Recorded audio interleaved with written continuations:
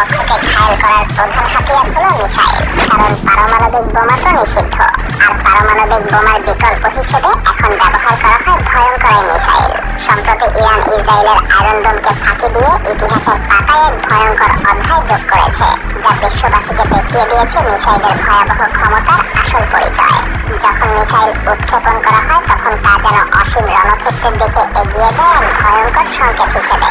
Missile, যার শব্দের থেকে কয়েক গুণ দ্রুত ছুটে চলে যেন মৃত্যুর এক অদৃশ্য দূত। প্রতিটা উৎক্ষেপণে মিসাইল যেন এক ভয়ঙ্কর সংকেত নিয়ে ছুটে চলে। এই মিসাইলের গতিতে লুকিয়ে থাকে নিরীহ মানুষের সম্ভাব্য মৃত্যুর এক মর্মান্তিক বাণী। যেমন আগুনের লেলিহান শিখা ছড়িয়ে পড়ে চারপাশে, তেমনি মিসাইলের বিস্ফোরণও মুহূর্তেই এক ধ্বংসাত্মক বিস্ফোরণ, যেখানে পৃথিবী একেবারে থমকে যায়। ধ্বংস হয়ে যায় শত্রুর ঘাঁটি, বাড়ি, ভবন এবং অস্ত্রশস্ত্র। আধুনিক যুদ্ধের এক নতুন বাস্তবতা। পারমাণবিক অস্ত্রের ব্যবহার নিষিদ্ধ হওয়ায় সবার কাছে মিসাইল হয়ে উঠেছে এক জনপ্রিয় অস্ত্র। এটা ব্যবহৃত হয় একাধিক পরিবেশে, সড়কে, আকাশে, এমনকি সমুদ্রের গভীরে পর্যন্ত। কিন্তু প্রশ্ন হলো যে মিসাইল আসলে কিভাবে কাজ করে, এর পেছনে থাকা ফিজিক্সটা কি এবং এর বিপুল ক্ষমতা কোথা থেকে আসে, আর এটা কিভাবে গিয়ে লক্ষ্যবস্তুর পেছনে ছুটে চলে একেবারে নিখুঁতভাবে আঘাত করে। তবে এগুলো জানার আগে আমাদেরকে জানতে হবে মিসাইলের প্রকারভেদ সম্পর্কে। কারণ মিসাইল মূলত দুই প্রকারের হয়, ব্যালিস্টিক এবং ক্রুজ মিসাইল। ব্যালিস্টিক মিসাইলগুলো এমনভাবে ডিজাইন করা হয় যে এটা উৎক্ষেপণের পর নিয়ন্ত্রণের প্রয়োজন হয় না, আর তাই একে বলা হয় আনগাইডেড মিসাইল। কিন্তু ক্রুজ মিসাইলগুলো এর পুরোপুরি বিপরীত, যেগুলো উৎক্ষেপণের পরও নিয়ন্ত্রণ করা যায়, তাই এগুলোকে বলা হয় গাইডেড মিসাইল। তাই যখন ক্রুজ মিসাইল শত্রুপক্ষকে লক্ষ্য করে ছুটে চলে তখন তা যেন শত্রুকে ধ্বংস করে তবেই ক্ষান্ত হয়। শত্রু যেখানে যেতে থাকে, যেভাবে যেতে থাকে, ঠিক তার পিছু পিছু সেভাবেই প্রবল গতিতে ছুটতে থাকে এবং শত্রুকে ধ্বংস করে দেয় এই ক্রুজ গাইডেড মিসাইল।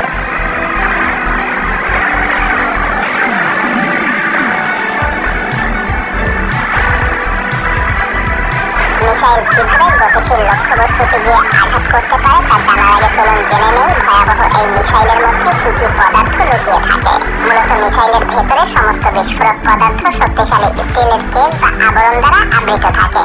এর সামনের অংশ খুবই সুচারু হয়, যাতে বাতাসের বাধার কারণে গতি কমে না যায়।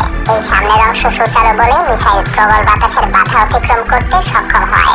মিসাইলের শক্তি, গতি ও স্থিরতা সবকিছুই একত্রে কাজ করে, যেন একটা শিকারী নেকড়ে রাতের অন্ধকারে শিকারকে তাড়া করছে। সত্যি বলতে মিসাইলের কার্যকারিতা দেখলে মনে হয় যেন মিসাইলের প্রাণ আছে। শুধু তাই না, মিসাইলের ডানা বা পাখাগুলো ইলেকট্রনিকভাবে নিয়ন্ত্রিত হয়, যা মিসাইলকে বিভিন্ন দিকে মোড় নিতে সাহায্য করে। যখন এই পাখাগুলো নিয়ন্ত্রণ করা হয় তখন মিসাইলের উপরে, নিচে, ডানে, বামে যে কোনো অ্যাঙ্গেলে যে কোনো মুহূর্তে বাঁক নিতে পারে। এটা মিসাইলের জন্য স্থিতিশীলতা তৈরি করে, যেন এটা ক্ষণিকের জন্য তার পথ থেকে বিচ্যুত না হয়। এবার চলুন মিসাইলের অভ্যন্তরে প্রবেশ করি। মূলত মিসাইলের তিনটা প্রধান অংশ থাকে: শিকার বা সন্ধানকারী, বিস্ফোরক পদার্থ এবং জ্বালানি। শিকার, যা মিসাইলের কার্যকারিতার জন্য অপরিহার্য, কারণ এর মাধ্যমে শত্রুপক্ষের অবস্থান শনাক্ত করা হয়। শিকারের মধ্যে thermal imaging camera, infrared imaging এবং হাই অ্যাকুরেসি ইনার্শিয়াল নেভিগেশনের মতো প্রযুক্তি থাকে। হ্যাঁ, এই শিকারই শত্রুর অবস্থান নির্ধারণ করে এবং তারপর সেটাকে ধাওয়া করার জন্য মিসাইলকে নির্দেশনা দেয়। এরপর আসে ওয়্যারহেড, যেখানে বিস্ফোরক পদার্থ থাকে। এই ভীতিকর অস্ত্রের ডিটেকশন বা শনাক্তকরণ থেকে শুরু করে ধ্বংস পর্যন্ত সবকিছুই জড়িত থাকে একটা নিখুঁত পরিকল্পনার মধ্যে। আর মিসাইলের শব্দের থেকেও দ্রুত গতিতে ছুটে চলার শক্তি আসে জ্বালানি থেকে। কঠিন এবং তরল দুই ধরনের জ্বালানি ব্যবহার করা হয় মিসাইলে। অধিকাংশ মিসাইলে সাধারণত কঠিন জ্বালানি পদার্থই ব্যবহার করে। সেই সাথে থাকে এই জ্বালানিকে জ্বালিয়ে দেওয়ার জন্য বিভিন্ন ধরনের অক্সিডাইজার। এই অক্সিডাইজারের মূল কাজ হলো জ্বালানিকে জ্বালিয়ে দেয়া, আর তাই জ্বালানি এবং অক্সিডাইজার একসাথেই প্যাক করা থাকে একটা ধাতব আবরণে, যা ইলেকট্রিক্যাল হাই ভোল্টেজ তৈরি করে। এটা যখন জ্বলে ওঠে তখন প্রপেলান্টের দহন প্রক্রিয়ার মাধ্যমে মিসাইলের নিচের দিকে নজল দিয়ে প্রবল গতিতে গ্যাস নির্গত হতে থাকে। নজল দিয়ে প্রবল গতিতে গ্যাস নির্গত হওয়ার শক্তি বিপরীত দিকে মিসাইলের বডিকে প্রবল গতিতে সামনের দিকে ছুটে চলতে বাধ্য করে, আর এভাবেই মিসাইল প্রবল গতিতে লক্ষ্যবস্তুকে ধাওয়া করতে পারে। কিন্তু এখন একটা গুরুত্বপূর্ণ প্রশ্ন হলো মিসাইল কিভাবে লক্ষ্যবস্তুকে শনাক্ত করে এবং তা ধ্বংস করতে সক্ষম হয়। আমাদেরকে মনে রাখতে হবে মিসাইল যে কোনো জায়গা থেকে উৎক্ষেপণ করা যায়। এটা হতে পারে আন্ডারগ্রাউন্ড, ফাইটার জেট বা গাড়ি থেকে। তবে মিসাইলের একটা বেজ স্টেশন থাকে, যেখানে একটা রাডার থাকে, যা তার চারপাশে রেডিও ওয়েভ ছাড়তে থাকে। যখন শত্রুর কোনো ফাইটার জেট লক্ষ্যবস্তুর রাডারের রেঞ্জে প্রবেশ করে তখনই এটা শনাক্ত হয়ে যায়। শনাক্তকরণের এই প্রক্রিয়া কখনো কখনো কখনো মহাকাশে থাকা স্যাটেলাইট প্রযুক্তি ব্যবহার করেও করা হয়, যা এক দেশ থেকে অন্য দেশে মিসাইল নিক্ষেপের কাজে ব্যবহার করা হয়। হ্যাঁ, এভাবেই রাডার বা স্যাটেলাইট দিয়ে শনাক্তকারীর লক্ষ্যবস্তুর তথ্য মিসাইলের শিকারে পাঠানো হয়। শিকার তখন লক্ষ্যবস্তুকে লক করে ফেলে এবং নজর দিয়ে জ্বালানির প্রবল গতির কারণে লক্ষ্যবস্তুর দিকে অগ্রসর হতে থাকে।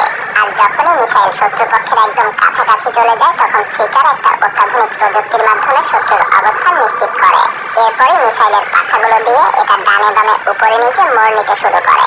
এভাবে লক্ষ্যবস্তুতে পৌঁছানোর জন্য মিসাইলকে সঠিক পথ নির্ধারণ করতে সহায়তা করে high accuracy inertial navigation system.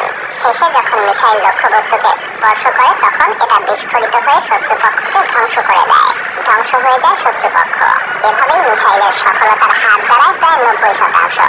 তবে হ্যাঁ, এটা একটা ভীতিকর সত্য যে মিসাইল আমাদের আশেপাশের পরিবেশে মরণফাঁদ তৈরি করছে, যেখানে কেউই নিরাপদ না। এটা এমন এক অস্ত্র যা লক্ষ লক্ষ মানুষের জীবনকে ঝুঁকির মধ্যে ফেলে। আধুনিক যুদ্ধের এক নতুন বাস্তবতা, যেখানে প্রযুক্তির ক্ষমতা আমাদের মস্তিষ্কে ভীতির সৃষ্টি করে। আর তাই বলাই যায়, এটা শুধু একটা প্রযুক্তিই না, বরং এটা একটা ধ্বংস এবং প্রাণনাশের প্রতীক। পুরো পৃথিবী জুড়ে হাজার হাজার মিসাইল প্রস্তুত হয়ে আছে তার ধ্বংসযজ্ঞ প্রদর্শন করার জন্য। কোনো এক মহাযুদ্ধে হয়তো সব মিসাইলই দেখিয়ে দিবে তার ভয়াবহ ক্ষমতা।